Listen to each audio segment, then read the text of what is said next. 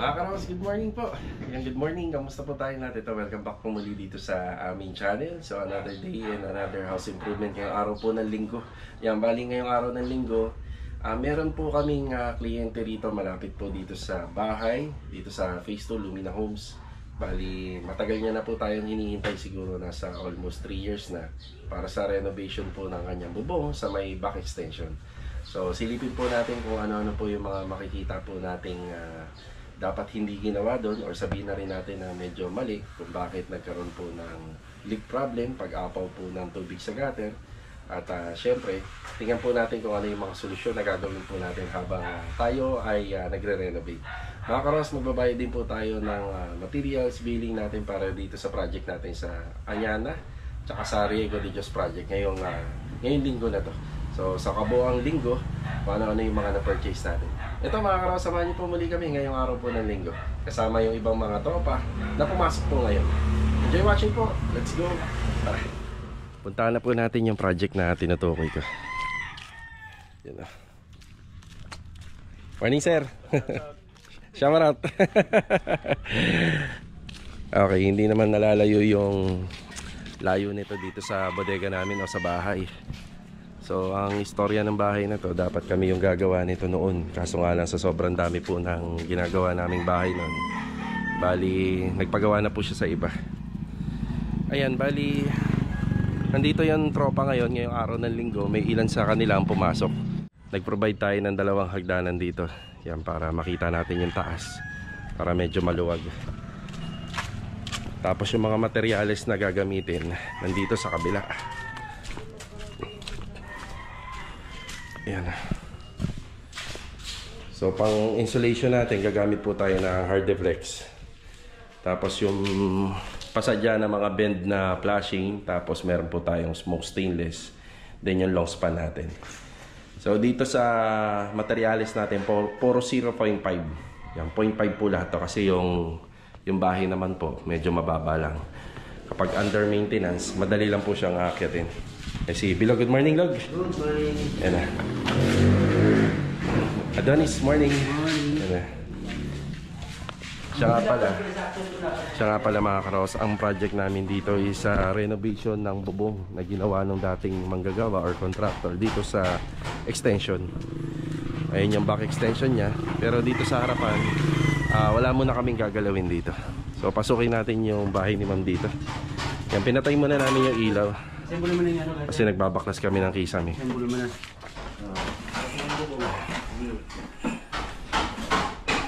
Rusty, good morning Rusty. Tsaka Kuya Richard. Good morning. Yan, medyo madilim ho kasi pinatay natin yung ilaw. Ang status nito, yung condition ng extension ni Ma'am, nagbabaha po dito. Yan, tapos napansin ko yung sa floor area, mas mataas to, no?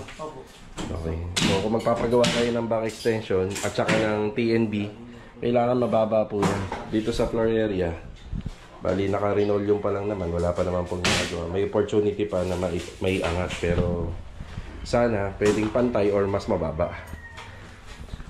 Yan. So dito, yan, nakita natin yung mga mancha ng ulo. Tapos yung metal paring nito, makalumang disenyo, makalumang style yung pagkabit. Although matibay naman yung ganito, pero mas maganda na po sana yung modern na yung gumagamit po ng carrying channel at saka bracing. So kasi parang nag-cross beam pa po siya. So matrabaho po yan, matagal po yan gawin. Tapos yung gutter, napakaliit. Ayan, ang liit ng gutter. Yung gutter parang kasing laki lang ng tubular. Hindi ganun kalaki. O kaya naapaw. So sa haba nito, sa ano na to mga nasa 30 square meter na po yan Tapos napakaliit ng gutter, ganito lang Yan, kaya naapaw. So wala akong masabi dun sa gumawa, pero ang nakikita ko lang, substandard yung gutter. Kasi pag bumili ka ng gutter sa hardware, yung pinakamaliit nila 4. Pero ito hindi man lang umabot sa 3 yata. Parang 2.5 inches. Maliit po talaga. Yung TNB nila client, wala pa nagagawa. Yan, bali, nag-usap ka din ni client dito, renovation. So, baklas yung kisame. Tapos baklas din po yung metal framing. Pero yung mga tubular dito, hindi na po namin gagalawin. Ayan, kisame at saka yung metal paring. Tatanggalin po yan. Tapos siguro yung electrical na yan, baka mabasa po yan. Kaya panigurado, titingnan namin kung matatanggal. Pero kung ipaparenovate na ng buo ni client to, talagang renovate pati sa electrical. Yan na, tanggal yero. So anything na, bali lahat ng bagay na pwede nating tanggalin dito. Yan, tatanggalin natin. Tapos yung sa kisame, yung pag-uusapan na lang po namin ni client sa mga susunod. So iiwanan po muna na open siya para makita natin yung gawa natin kung maayos or pulido. Yan, para bago lagyan ng kisame, maayos na. Wala po yata si ma'am dito, baka nasa loob na kwarto. Yan dito, dahil mas priority nila yung sa likod. So doon na po muna siya nakafocus sa renovation. Ito naman pong harap kahit hindi na muna. Okay, akyat tayo sa taas. Tingnan natin yung condition ng kanyang bubong. Ito yung condition ng kanyang bubong dito, mga ka-Rowhouse. So yung mga flashing niya rito, lahat kinakalawang na. So sa madaling salita, pati yung gutter, sa madaling salita po, nagkulang po sila rito sa maintenance. Dapat hindi natin paaabutin ng ganito.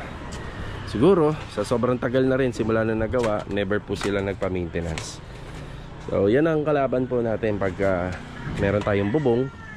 Diba, may bubong po tayo sa sa bahay natin. Kailangan po hindi rin niya napababayaan sa maintenance.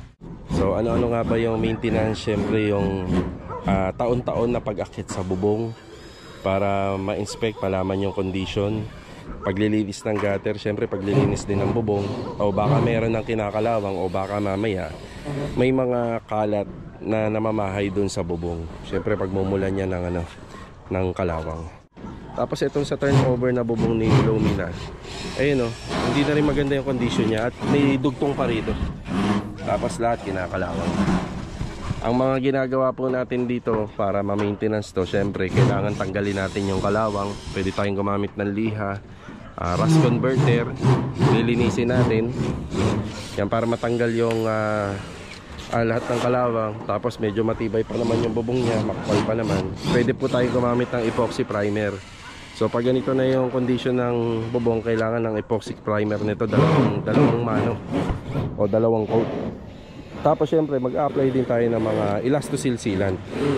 Yan, tapos pipili na lang kayo ng brand ng roof guard kung ano yung maganda. So sa amin, ang ginagawa namin dito, Boysen roof guard ang ginagamit namin. So siya nga pala, baka itong part na to ipasama ni client. So ipasama niya para yung ipasama niya sa repair and maintenance itong part ng bubong na to, para kapag natapos namin yung bubong dyan sa extension, makasabay siya dun sa bagong ilalagay namin.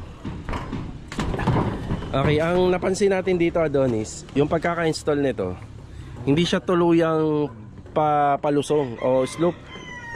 So bali parang pabalik siya.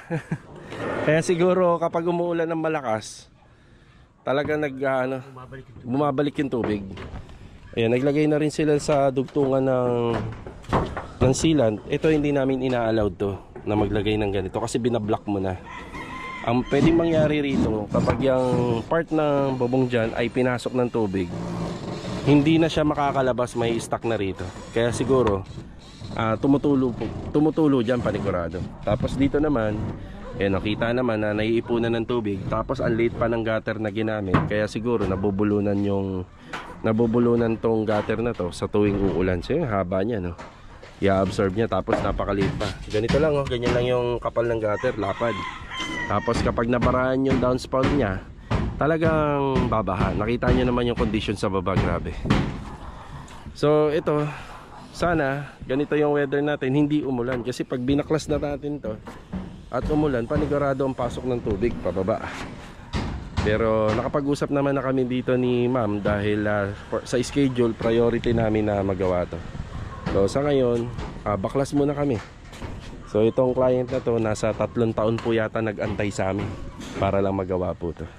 Ngayon na nakakaluwag-luwag na at ang lapit naman po ng bahay namin sa kanya. Kaya kailangan matapos namin to ng maayos. Doon kailangan matapos natin maayos to. Baka kulit-kulitin ako lagi ni ma'am.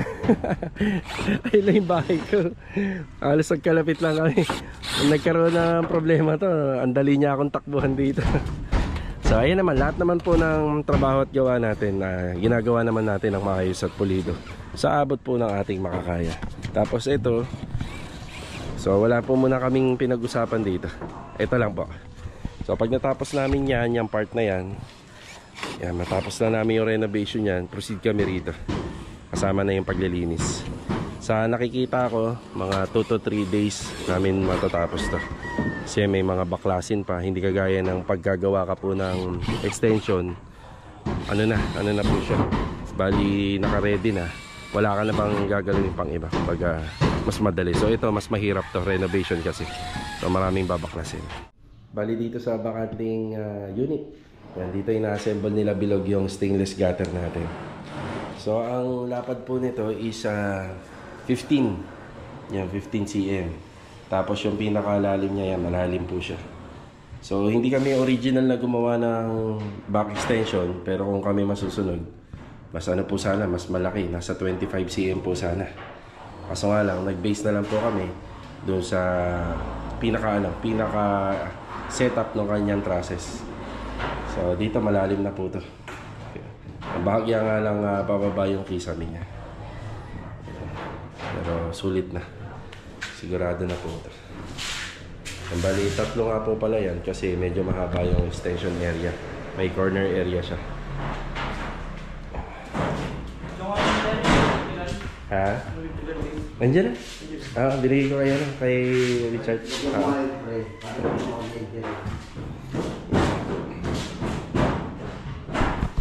Ito yung ginagamit namin sa sa sealant.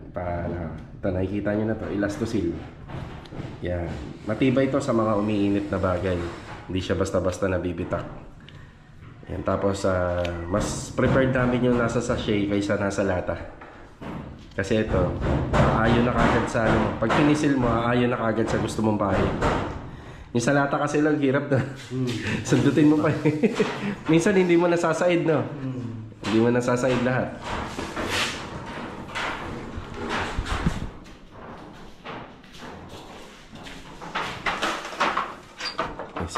Ay, wala pa palang palitada rito, no? Pati palitada, wala. Ano ba naman? Gumawa nito, oh. Pati yung palitada, kinalimutan. Ayan, bali, sa bubong, huwag na tayo magtipid yung makapal na gamitin natin. Kasi syempre, isipin natin, yung mga bubong, kapag nag-maintenance ka, lagi kang aakyat yan. Diba? Kaya makapal na yung gagamitin. Magkano lang naman diferensya sa manipis? Yung manipis po kasi, ginagamit lang yan sa mga halos abot kamay ng tao. Nyari, dito sa harapan, pwede kang gumamit ng manipis dyan. So para hindi mo siya aapak-apakan, pwede kang maglagay ng handamyo dyan. Pero kung ganyan sa taas, medyo mahaba yung span niya, yung yung makapal-kapal na.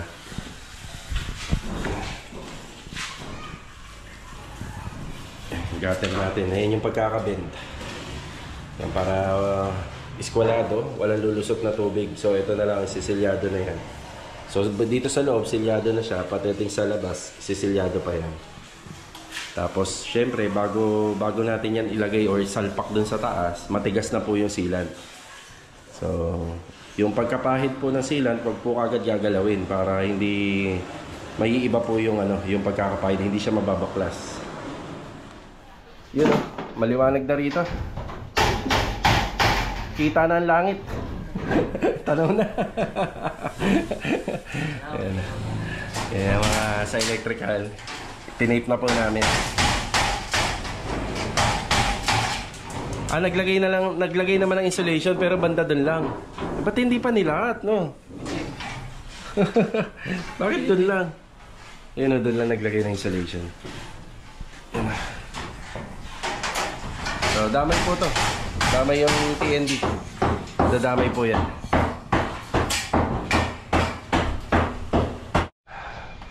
Sinusukat na nila yung gutter para magkaroon tayo ng adjustment kapag inassemble na natin. Tapos ang mga gagawin nga po pala natin dito sa gilid, medyo matrabaho lang. Dito na namin palalabasin yung exhaust fan sa kusina, tsaka yung exhaust fan dun sa toilet and bathroom. So may toilet and bathroom sila dun sa likod. Tapos yung pinaka-gutter niya lalagpas dito.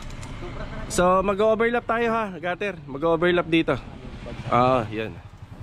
So alam na ng mga kasama natin yan. Lagi na natin ginagawa. So medyo matrabaho lang.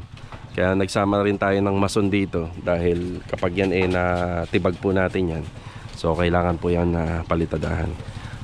So tama yung ginawa nung dating gumawa nito. Yung gutter, dito niya na pinalabas yung downspout. Ang mali, hindi siya naglagay ng PVC pababa at saka nag-elbow pa siya. So ang maganda po sana, in-overlap na yung gutter.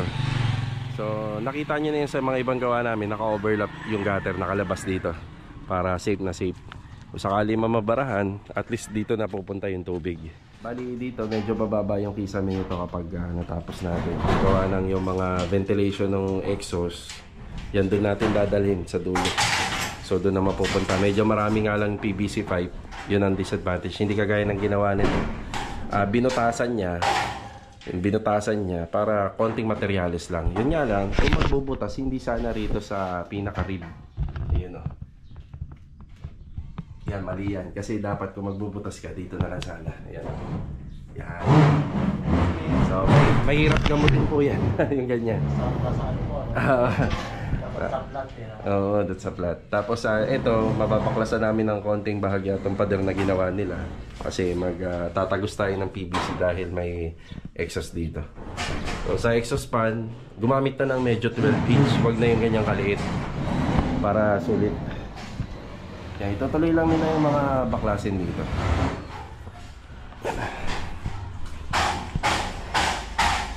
Yan, gumamit sila ng Hardeflex. Kagandahan din ito. Kahit ilang taon na laging nababasa, matibay pa rin yan. So, hindi yan basta-basta mabubulok. Pero siguro kapag pinagawa na sa atin ni client yung ceiling nitong bahay, baka PVC panel na. Make sure lang na wala siyang tulo. Nandito naman ulit tayo sa taas kasi gusto kong ipakita lahat ng mababaklas din dito. Tsaka syempre kung ano-ano pa yung mga dapat. So may napansin ako rito, ito sa palagay ko pasingawan to ng toilet and bathroom. Bakit dito pa nilagay? So hindi pwedeng pag ginawa namin to iiwasan namin to. So dapat mawala yan dito. So isa yan sa mga ano po natin na gagawan ng paraan. Medyo matrabaho nga lang talaga to kasi may pasingawan dito. Dapat yan nakalihis na. Kadalasan dito nilalagay yan sa firewall. Yan, nandito. Sa ibabaw dapat nito. Pero kung hindi naman, pwede nasa gilid na lang kung ginawa ng plano. Okay, bali dito sa gutter, ayan o, napakanipis nga lang ng pagkakagawa ng gutter. Ayan o, kita na, napakanipis lang. Tama itong ginawa nila na may tupi sila papunta rito sa bubong, papasok. Pero mas mahaba sana. Mas mahaba sana yung tupi. Tapos ito, yan na, binabaklas na nila ni Adonis. Ayan o. Meron lang din ako isang napansin dito. Ayan o. Gaano kaikli yan? Napakaikli. Siguro nasa 5 feet. Sana ginawa sanang 8 feet or 10 feet. So 8 feet sobrang safe na. Pag 10 feet naman mas safe na safe. Tapos isa sa napansin ko rito, yung exhaust fan nila walang singawan, no? Basta nilagay lang pero walang dadaluyan ng hangin na nahihigop. Ayan o.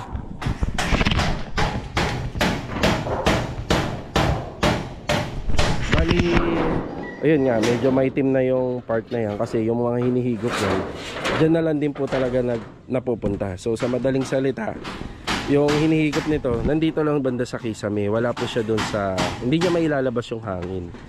So tayo, isa yan sa mga aayusin po natin. Yan, gutter, napakaliit.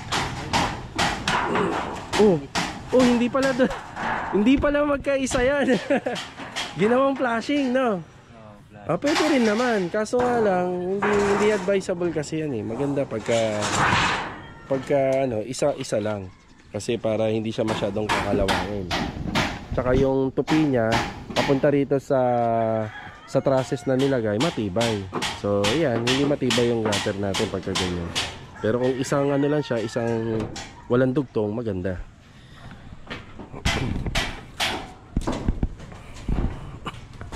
Yan, matrabaho lang po ng konti ito kasi dito pa lang sa demolition sa Baclasan, naglalaan na po kami ng ilang oras po.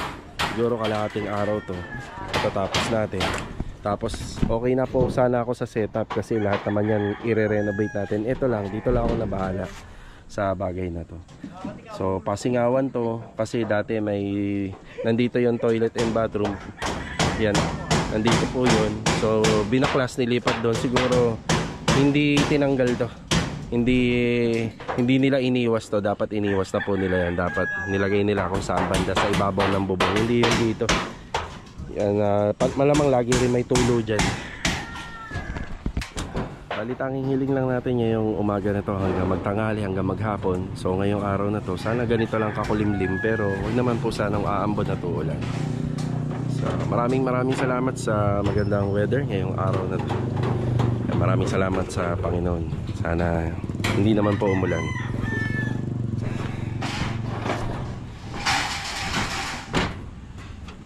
Alisa, nakikita ako rito matrabaho to kasi naka-interlock yung pagkaka-weld ng trusses. Ang isa kasi sa mga pinaliwanag ko kanina, kailangan ibaba namin yung trusses dahil pag nilagay namin yung yero na bago, panigurado, babalik ang tubig dito. Kailangan po ilagay namin sa klibe ng husto to, nakasloop ng husto. So sa madaling salita, babaklasin po namin yan one by one. Yan. Napaka-challenge nung bubong ni ma'am. Kaya pag sa umpisa po ay parang may mali na. Talagang pag sa renovation, pina-renovate mo to, talagang matrabaho. Bali ito mga karo, sa balik trabaho tayo rito. Nakapag break time na rin kami kanina. Tapos after break time ito, bumalik tayo rito alauna. So ito yung lagay ng weather natin. Salamat kasi makulimlim pa rin hanggang ngayon. So ito yung sitwasyon natin dito. Ayan, pipinturahan na natin ng epoxy primer yung mga trusses dito kasi wala siyang pintura. So ayan, para kahit paano dagdag suporta, tibay din yan. Tapos nag-aakit na sila ng Hardeflex na 1/4 para sa insulation natin bago i-year. Sige, akit nyo na. Okay na yung adjustment nito. Ayos na yung adjustment. So ito yung adjustment. Inaayusin na lang yung pagkaka-welding niya. Yun, pinutol na po namin para bumaba. Tapos syempre, according doon sa slope niya, kailangan maganda po yung niya, yung klibe. Kailangan papunta lahat doon sa gutter. Tapos ito na yung bago nating stainless. So ito, may pasobra po tayo, papasok dito sa loob. Kailangan po yan. Tapos syempre, isang buo po yan, wala po siyang putol. So, ayan na po yung gutter niya, mas kumapal na. Tapos yung klibe nito, halos papunta po doon lahat sa taas.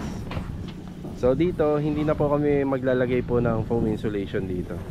Kasi yung naman natin dito, isa dugtong yung mga bubong natin. Kumbaga ito, isang buo siya. Pero pagdating dito sa extension, dugtong siya. Pero kung depende rin kay client, kung ipababaklas niya to, mas maganda sana, isang buo na yan hanggang papunta rito. Ito yung mga napagbaklasan. So sa nakikita ko, hindi na rin naman to magagamit. Reject na yung iba kasi pipi tsaka manipis. Diretso sa junk shop na yan. Yan, tatapusin lang yung pagpipintura po ng primer. Tapos inaakyat na po yung mga Hardeflex na 1/4. So ito yung isasalpak natin dito. Dito hindi na kami gumamit ng insulation foam kasi mas sobrang dikit po ng yero. Napakadikit po ng yero dito sa sa bubong, dito sa trusses. Dito hindi na kami gagamit ng insulation foam. So yung unang gumamit siya. Pero ang reason ko rito, sobrang dikit na po kasi ng foam dun sa yero. Wala na po siyang gap. So hindi naman na natin mababago yan unless iaangat natin po itong buong firewall para tapos babaguhin natin. Yan. Yan, ito ang gagamitin natin. Yan, Hardeflex, pang matagalan na po yan.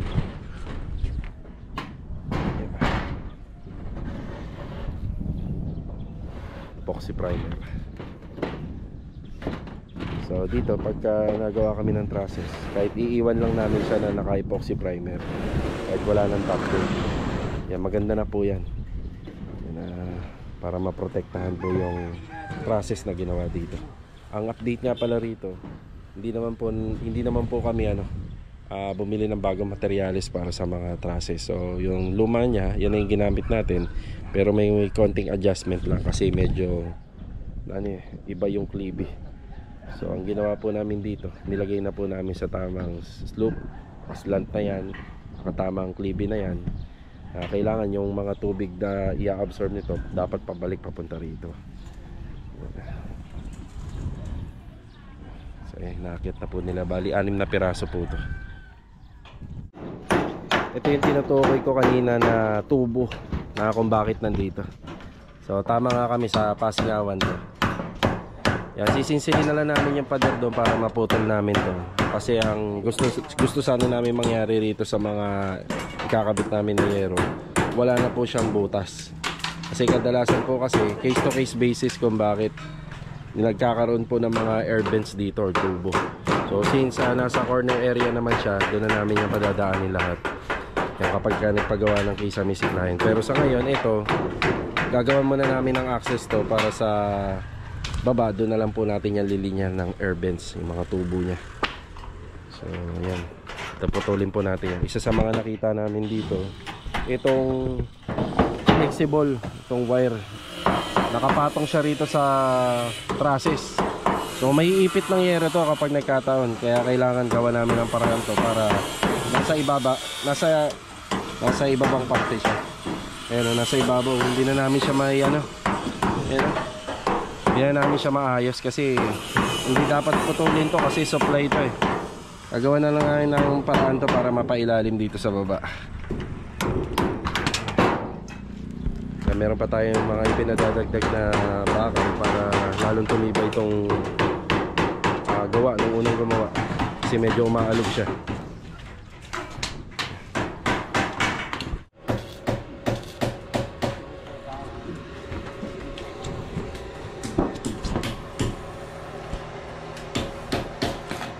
Papasarap yung pintura ni Kuya.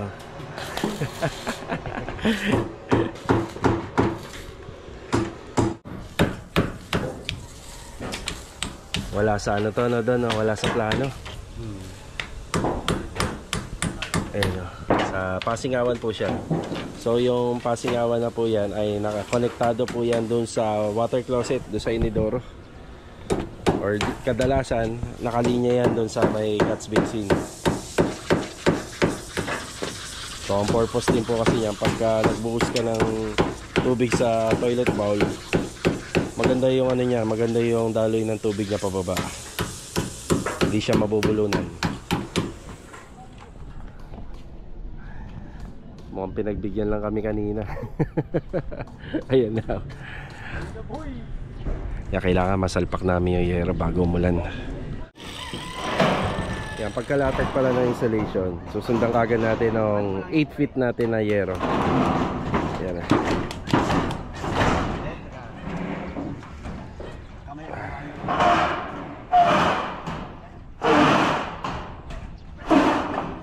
Bali ngayon lang po tumila yung ambon. Nabasa yung bubong natin dito. Nabasa rin tayo. So eto, nakakapaglagay na po kami ng bubong dito kahit paano. Kasama na syempre yung unang nilagay namin na hard deflex insulation. Tapos nag-aakyat na po kami ng mga flashing.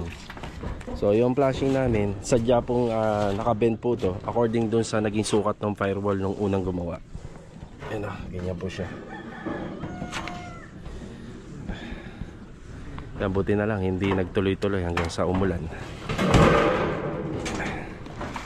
Umulan na. Yan, bababa na rin po kami. Yan. Yan, bababa na rin kami. Lumalakas na yung ulan. Malakas na yung ulan.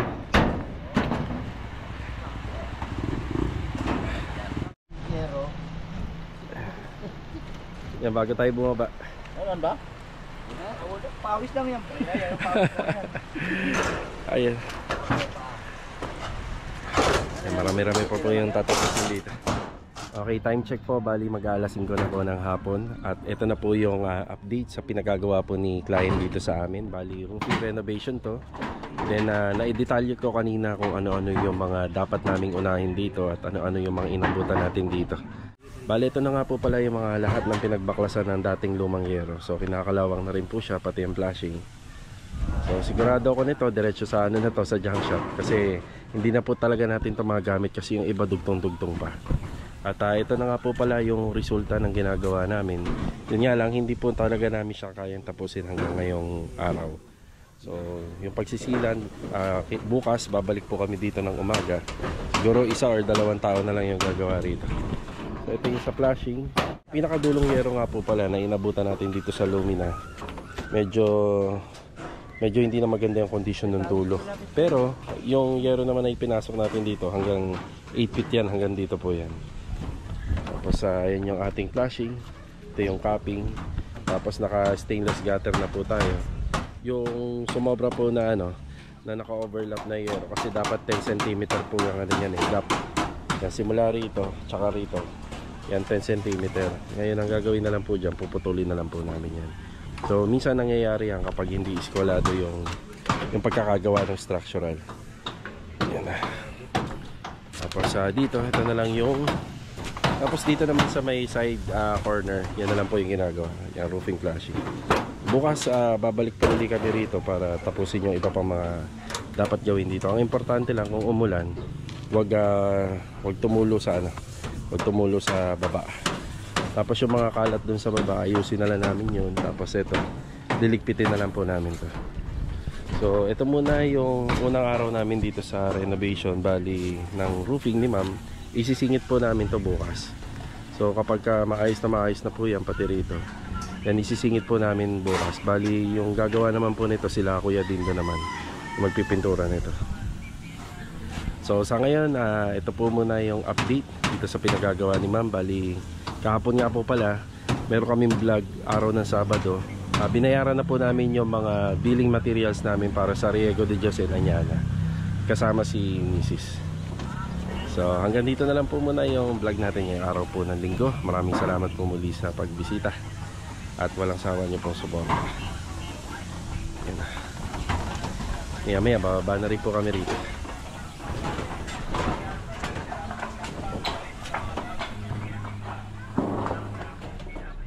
Hindi muna kami umuwi ni Mrs. Nandito kami sa hardware, sa regular namin na binibilhan at nagsusupply na materialis namin sa mga renovation. So nagbayad tayo ng mga materialis para sa Riego de Dios project. Pero may nakuha dun si Master Jojo sa kabilang branch. Yung yun yung mga elastosil. So babayaran ko na lang mamaya, pupunta po tayo dun after break time. So ito yung 1/2 na hard deflex na ginamit po dun sa ating bubong sa second floor. Ito yung nagsilbing pasya sa NEPA. Tapos ito yung semento na dumating na nakaraan, metal paring at saka yung box ng blind rivet. Yan. Tapos ito yung 100 pieces na tech screw na ginamit po natin. Ay black screw po pala. At saka yung adapter na ginamit po natin sa pag-install ng pasya sa NEPA. Tapos ito naman yung pahabol na 10 tubular, buhangin at saka elastosil, yan nagpadala po tayo. So ito po yan. Yan yung petsa. Tapos dito naman po sa Añana project natin, ito yung 40 pieces na coco lumber. Yan. Yan yung nakaraan, yung 2x2. Yan, tapos nung nakaraan din, nung atres, 2 buhangin at saka 1 graba. Yan. Tapos sa bistayan, bumili tayo ng bistayan doon. Ayan 2 metro. Tapos yung additional na hollow blocks, dumating to na nakaraan din na D5 200. Ito yung pang 700 pieces. Ayan. At saka yung ngayon, may pinadeliver to tayo ngayon. Bali sana hindi umulan na malakas para hindi masyadong mabasa yung materyales. So ito po yan. So 1 truck ng buhangin, 50 bags ng semento at saka 36 pieces na 16mm. Yan, i-deliver po yan ngayong araw. Yan yung petsa niya. Yan, gutom na po tayo. At gutom na rin po yung kasama ko. Ayan, gagawa pa kaming payroll. Tara.